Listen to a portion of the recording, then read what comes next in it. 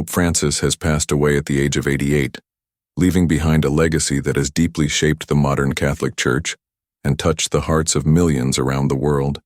His death marks the end of a historic papacy, one that broke centuries of tradition and reshaped how the Church interacts with the world. Born Jorge Mario Bergoglio in Buenos Aires, Argentina, he became the first pope from the Americas, the first Jesuit pope, and the first non-European pope in over 200 years. From the very beginning, Pope Francis set a new tone for the papacy. He chose the name Francis in honor of Saint Francis of Assisi, a man known for his humility, love for the poor, and dedication to peace. Pope Francis died on April 21, 2025, after suffering a stroke that led to a coma and caused his heart to stop. His final days were quiet, and he passed away surrounded by his closest aides. The world had been watching his health closely in recent months, as he had been facing several challenges and was seen less often in public. His passing was met with sadness but also with deep respect and admiration for what he stood for during his time as pope. Following his death, Pope Francis's body was placed in a simple wooden coffin, just as he had requested. This choice reflected his lifelong desire to live simply and serve humbly.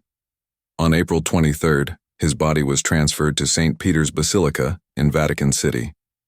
There, it was placed on display for 3 days so that the public could pay their respects.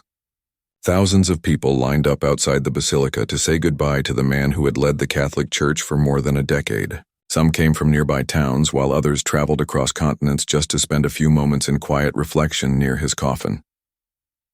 The funeral of Pope Francis has been scheduled for April 26th. It will take place in St. Peter's Square, the open area in front of the basilica, where many historic events have happened.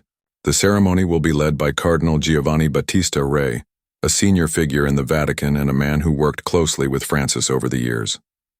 Unlike the grand funerals of past popes, this one is expected to be more modest, following the wishes that Pope Francis had made known long before his death.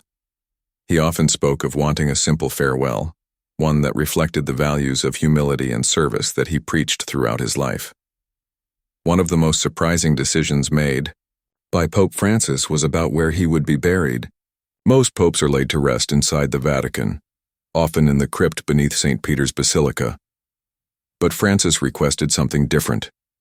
He asked to be buried at the Basilica of St. Mary Major in Rome. This church held deep personal meaning for him. From the very beginning of his papacy, he would visit St. Mary Major before and after each major trip. He would pray there quietly and often left flowers at the altar of the Virgin Mary. His choice to be buried there shows how important his personal faith and devotion were throughout his life. As the funeral approaches, leaders and dignitaries from around the world are expected to attend. Presidents, prime ministers, and royalty are making plans to come to Rome to honor the life of Pope Francis. People of all religions and backgrounds have shared kind words about the Pope. He was known not only for his leadership within the Catholic Church, but also for his efforts to build bridges between different faiths and communities. He reached out to people of all beliefs, often speaking about peace, respect, and unity. Following his death, the Catholic Church has entered a period of mourning known as the Novendiale. This traditional period lasts 9 days and includes prayers, masses, and moments of remembrance across churches around the world. During these days, the focus is on honoring the life and legacy of the Pope, as well as praying for guidance as the Church prepares to select a new leader. Soon after the mourning period ends, a special gathering will take place in the Vatican. This gathering is known as the Papal Conclave. It is a highly secret and sacred process where cardinals from around the world come together to elect a new pope. They will pray, discuss, and vote in private until they reach an agreement. When a new pope is chosen, white smoke will rise from the chimney of the Sistine Chapel, signaling to the world that a successor has been found. Pope Francis's time as leader of the Catholic Church will be remembered for many things. He was a voice for the poor, the forgotten, and the brokenhearted. He often spoke about climate change, refugees, and economic inequality. He believed the Church should be a place of compassion and mercy, not judgment. He welcomed people from all walks of life, including those who had felt excluded from the Church in the past. His messages were simple but powerful. Love you.